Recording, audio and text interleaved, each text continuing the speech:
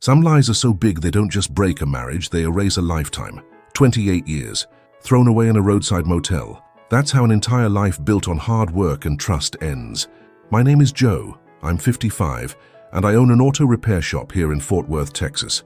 I got into this life of grease and engines at 18 as a shop hand, the kid who fetches tools and learns by getting yelled at. I did it all, shop hand, mechanic, foreman, until I opened my own shop at 32. Today I have my own business, 3 full-time employees and a list of customers who've trusted my work for decades. That's not nothing, you know. I built this from scratch, bolt by bolt, earning every customer with honest work and a fair price. I married Sylvia 28 years ago. I met her at my cousin's birthday party.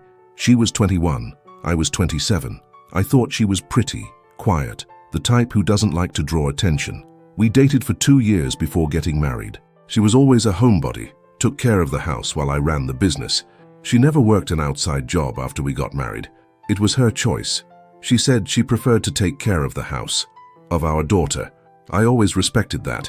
We had one daughter, Letty, who's 26 now and lives in Austin with her husband. Smart girl, graduated with a business degree. We had a simple life but a comfortable one. I was never a flashy guy, but I never let anything be missing. I paid for Letty's entire college, a private university, 4 years without a single late payment. I remodeled our house 3 times because Sylvia wanted it. Once the kitchen, another time the bathroom, and 3 years ago, we built a whole outdoor kitchen and patio out back. I bought her a brand new Civic silver automatic fully loaded. She always wanted a nice car. I got it for her. I thought everything was fine. I thought we had built a solid life. Well, and before I go on, let me just thank you for watching. Thanks for clicking and giving my story a chance. I know there's a lot to watch out there, but you chose to listen to me. If you relate to any of this, or if you know someone who's been through it, leave a like, comment below and subscribe to the channel. It really helps more than you know. Okay, let's get into it. About 6 months ago, around April, Sylvia started going out more.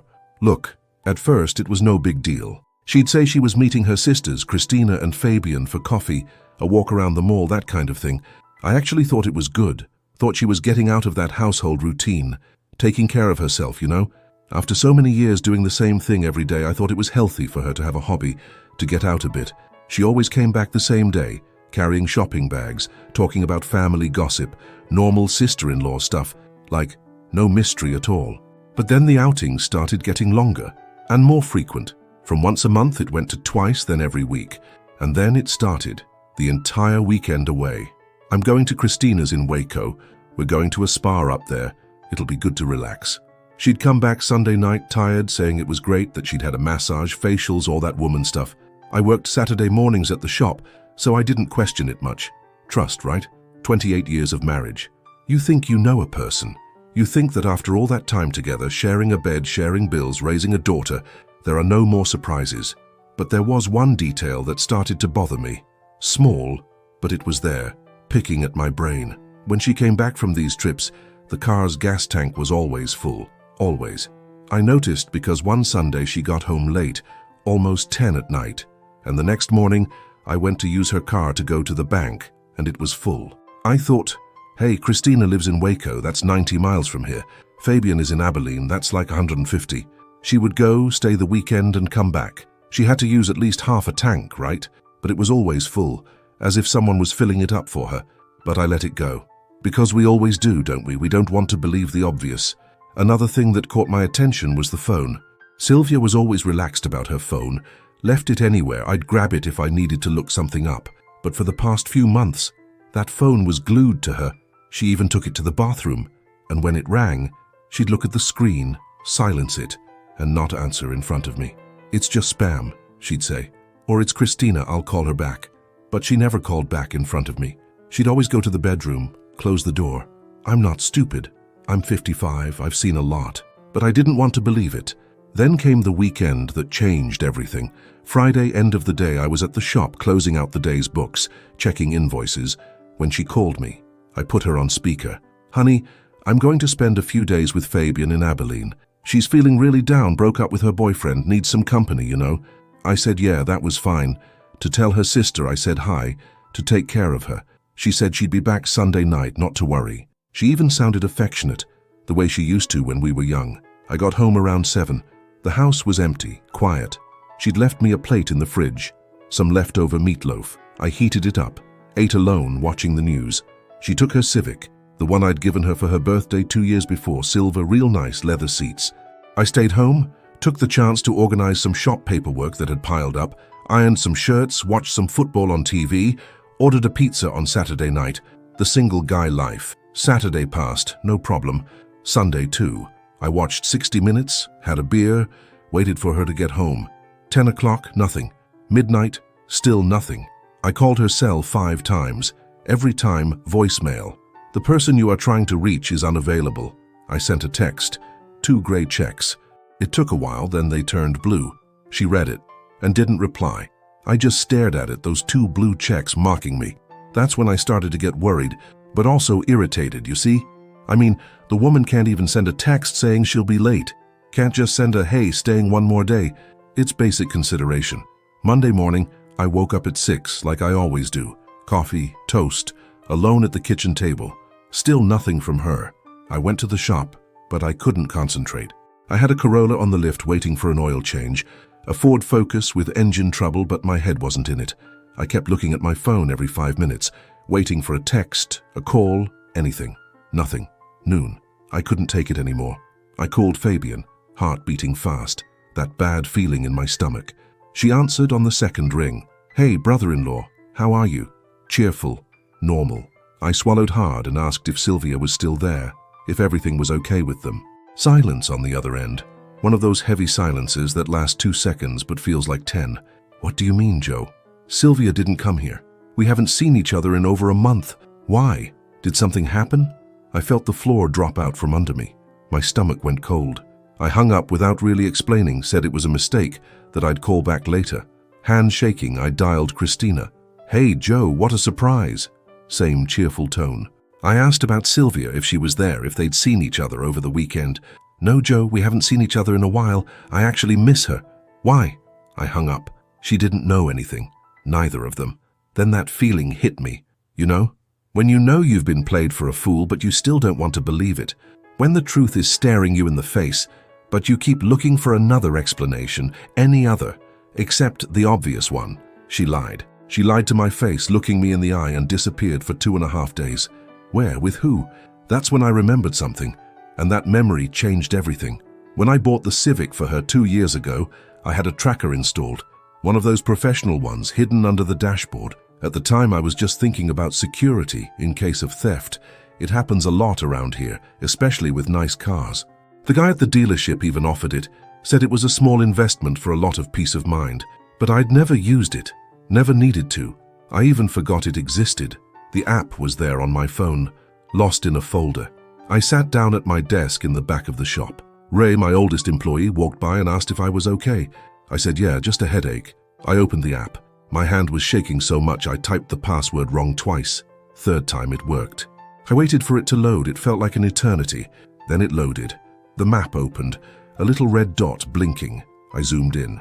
Highway 180 near Weatherford, about 25 miles from here. I zoomed in more. A business.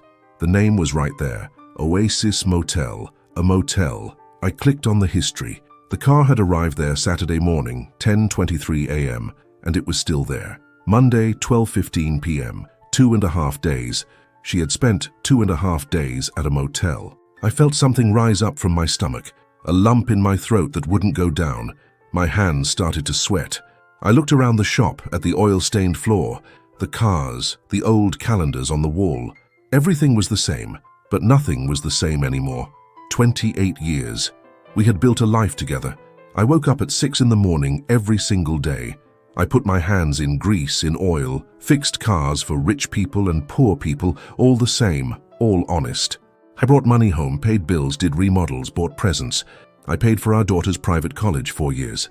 Almost $60,000 in tuition alone, not counting books and supplies. I gave her a new car, gave her that outdoor kitchen she wanted so badly. I spent $35,000 on that remodel.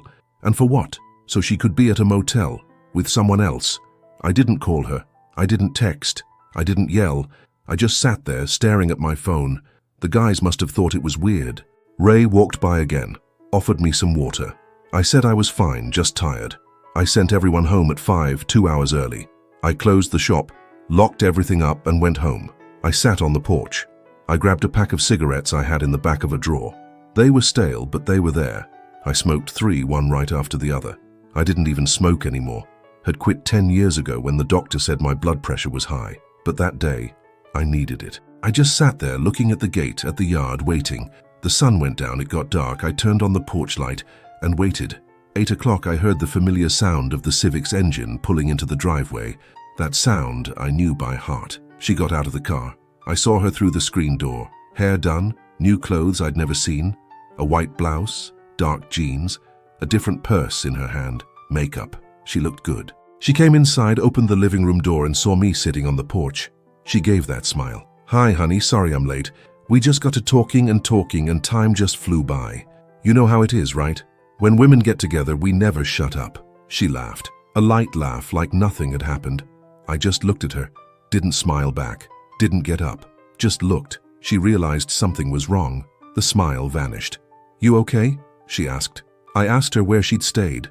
"At Fabian's, honey, I told you." Her voice was firm, looking me right in the eye. She lied again, to my face with total calm. Then I said it, without yelling, without raising my voice. "Weatherford is a long way from Abilene, isn't it?" I watched the color drain from her face. Literally, she went white. Her eyes got wide.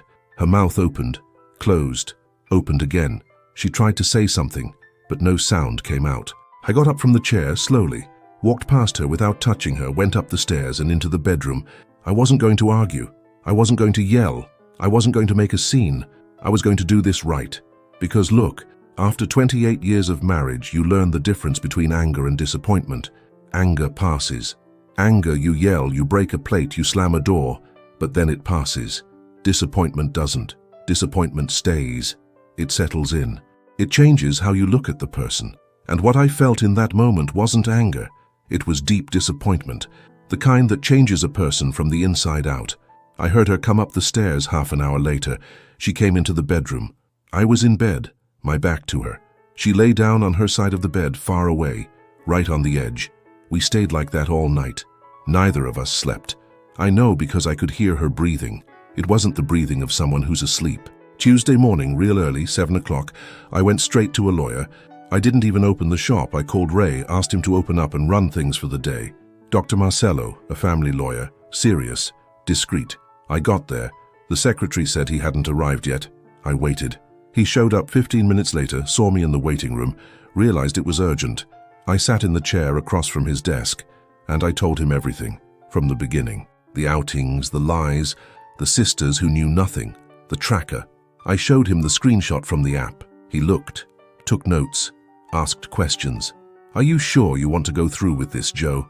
Divorce is a serious thing." I looked at him and said, "I'm sure. I don't want to live with a lie anymore." He got straight to the point. "Joe, you have assets. The shop, real estate, savings. We need to protect what's yours." I learned right then that, even in a community property state, what I built before the marriage and what was the exclusive result of my work could be protected. The shop was mine before we even got married. I opened it with inheritance money from my father, who passed when I was 30. He left me $45,000. That's the money I used to open the shop. It was all documented. The house we lived in, I bought it with money I'd saved from work. The apartment I'd bought as an investment 5 years ago was also in my name. He asked for documents, deeds, contracts, bank statements from the last 5 years, tax returns, everything. "Bring me everything you have. The more paper, the better." I left there with a list in my hand. I spent the day gathering it all. I went back to his office at the end of the day with 2 full folders. He started organizing, scanning. "I'm going to prepare the petition for a contested divorce. And don't say anything to her yet. Total silence until she's served." I went back home. Sylvia was in the kitchen cooking. For the next few days, she tried to act like nothing had happened. She made food, cleaned the house, asked about my day. "How was the shop today?" I answered in monosyllables. "Yes, no, fine, cold, dry. Is everything okay, honey? You're acting strange." I'd just say, "Everything's fine," but it wasn't. And she knew it, but I couldn't keep it up. On Thursday, she went out again, going to the pharmacy. She left at 3 in the afternoon. She got back at 7 at night, 4 hours to buy medicine. When she got back, I was in the living room, with one of her suitcases packed and sitting by the sofa. I looked at her. She looked at the suitcase. I looked back at her and said slowly, eye to eye, "You have 1 week to get out of my house." Her eyes went wide. "What are you talking about? What's going on? Have you lost your mind?" Her voice was loud, hysterical. I told her she knew exactly what. That I knew about the motel, I knew about the lies. I knew everything. She tried to deny it. "What motel? What lies? You're making things up," she cried, tears streaming, voice shaking, said I was crazy, that it was all in my head. I grabbed my phone, opened the tracker app. I showed it to her. The screen with the map, the red dot, the name, Oasis Motel. Entry date and time, Saturday 10:23 a.m. Exit date Monday 2:17 p.m. 2 days, 3 hours and 54 minutes. I turned the screen to her. She looked at it. She just stood there, mouth open, speechless. The crying stopped. After a minute, she tried a different tactic. "You're not perfect either, Joe. You just work. You never paid attention to me. You never took me out to dinner. Never traveled with me. I was lonely. I felt invisible." I laughed. I actually laughed, that bitter, joyless kind. I said, "Attention? I gave you a life, Sylvia. I gave you a house, a car, comfort. There was never a lack of food on the table. You never had to work because I worked enough for two. I paid for our daughter's college. 4 years, $60,000. I remodeled this house 3 times because you wanted it. $35,000 just on the last one. I bought you a brand new car, and you gave me lies." She didn't answer. There was nothing to say. She left on Saturday morning. She took the suitcase I'd packed, plus 2 more she packed herself, filled the trunk of the Civic and left. She went to stay with Christina. She didn't say anything when she left, just looked at me, eyes red, and went. I heard the sound of the car leaving, the gate closing. I stood at the window watching her go, and I felt relief, not joy, relief. The following Monday, Dr. Marcello filed the contested divorce. Sylvia was served on Wednesday. She tried to call me that day, maybe 15 times. I didn't answer once. She sent texts, a lot of them. "Joe, for the love of God, let's talk. I messed up, I know I messed up, but we can try again. 28 years, honey. Think about our daughter. I love you. It was a mistake, a moment of weakness." I blocked her number. There was nothing left to talk about. 2 weeks later, her sisters showed up. Christina and Fabian appeared at the shop door on a Wednesday morning. I was under a Chevy S10 changing the oil. Ray called me. I slid out, wiped my hands on a rag, went to the door. They were there, both of them, arms crossed. "Joe, we need to talk to you." I told them I had nothing to talk about. "Yes, you do, about Sylvia. You two need to work this out. She's destroyed." I told them she should have thought of that earlier. "Joe, everyone makes mistakes. You've been together for almost 30 years. You're not going to throw it all away like this?" I looked at them, took a deep breath, and answered, "I'm not the one who threw it away. I'm not the one who lied. I'm not the one who spent the weekend in a motel. She made her choice. Now I'm making mine." They pushed. "Think about it. Divorce is serious. You're going to regret this. Have you never made a mistake?" I said no, that I worked honestly my entire life, that I always respected her. "So you're perfect?" I said I wasn't perfect, but I had dignity, and dignity isn't negotiable. They left empty-handed. I found out later, through a mutual friend, who the guy was. A sales rep who passed through Fort Worth every so often. Younger, about 42. Good-looking, the type who takes care of himself. She met him at a hair salon. He was waiting for his wife. She was getting her nails done. They started talking, exchanged numbers, started texting. A coffee turned into a lunch. A lunch turned into a motel. And then it became a routine. They'd been lovers for 4 months when I found out. He was married too. Had a wife, 2 little kids. When his wife found out, she raised hell. She exposed him on social media, told the whole family.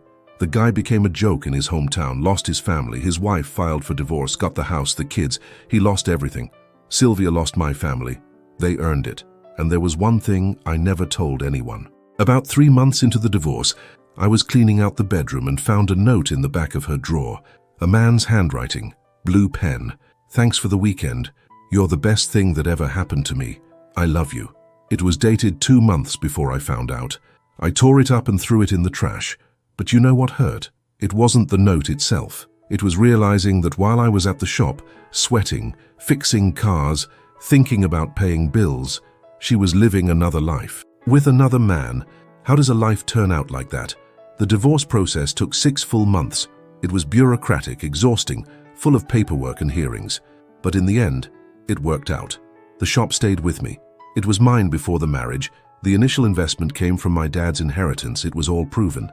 The house we lived in, which I bought with money I earned and remodeled with my own sweat, also stayed with me. The judge understood it was the fruit of my exclusive labor. She got the Civic because it was in her name. She also got the savings that were in the joint account, about $85,000. She took the furniture she wanted, the bed, the dresser, the dining room table. I kept the apartment I'd bought as an investment 5 years ago, worth about $320,000. I kept the shop, which grosses on average $35,000 a month, and I kept the house, valued at $480,000. In total, I protected about $1.2 million in assets. She left with the car and the cash from the account. About $145,000, a lot less than she thought she was going to get. When the judgment came down, she tried to appeal, said it was unfair, that she had dedicated her life to the family. The judge denied it, said the assets were built mostly with my exclusive work, that she couldn't prove financial contribution, and that the infidelity weighed on the decision. Simple as that. Today, a year later, I live alone in the same house. I redid the entire bedroom, painted the walls a different color, replaced the furniture, got rid of everything that reminded me of her. It feels like a different house. Letty comes to visit almost every weekend, her and her husband. Sometimes they stay over, we barbecue, watch movies. She stuck by me from the beginning. She understood everything. Sylvia tried to turn our daughter against me, said I was cold, that I'd kicked her out. It didn't work. My daughter knows who I am. She knows I woke up early my whole life to give her the best. The shop is doing better than ever. I hired another guy last year, Gabriel, a young kid, 22. I expanded my services. Before, I only did basic maintenance. Now I do fuel injection, air conditioning. I even take on work for diesel trucks and imported cars. I invested in new equipment. Revenue is up 40% in 1 year. I wake up early every day, 6 o'clock. Coffee, shop, work, till about 6. I come home, take a shower, eat dinner watching TV, go to bed early. On weekends, when Letty doesn't come, I go fishing on the Brazos River with some buddies. Take my rod, my bait, a cooler of beer, and stay out there all day. Simple life. My life. No lies. Sylvia? I heard she broke up with the guy about 3 months after we separated. His wife wouldn't forgive him, went ahead with the divorce. He fell apart, got depressed, started drinking heavily. He cut off contact with Sylvia. Today, she lives in a small rented 2-bedroom apartment. She works at a clothing store in the mall, makes minimum wage plus commission. The money she took, the $85,000, she burned through it in less than a year. Rent, car, groceries. Money sitting still doesn't last. She called me last Christmas Eve, 9 at night. I was in the living room alone, watching a movie. The phone rang, her name on the screen. I let it ring until it went to voicemail. 10 minutes later, it rang again. I let it ring. She tried 3 times, I didn't answer once.